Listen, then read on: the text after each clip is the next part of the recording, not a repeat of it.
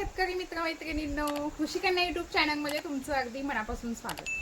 बघा, नैसर्गिक शेती करत असताना नैसर्गिक पद्धतीने कीड नियंत्रण करणं फार महत्त्वाचं आहे. मग त्यासाठी आपल्याला काय करावं लागतं, तर त्यासाठी अगदी सोपी पद्धत आहे. आपण पक्षी थांबे बनवू शकतो आणि चिकट सापळे पण वापरू शकतो.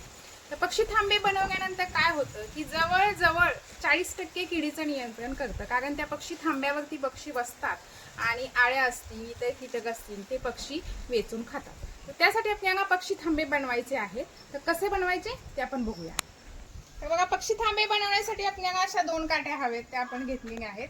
अशा 2 काट्या आपण तिरक्या बांधू शकतोय आणि बांधल्यानंतर त्यालाच आपण डायरेक्ट खाली चिकट सापळे चिकटवायचे आहे. चिकट सापळ्याने पण जवळजवळ 30% किडीचं नियंत्रण होतं. आपण 2 पद्धतीने बनवू शकतोय.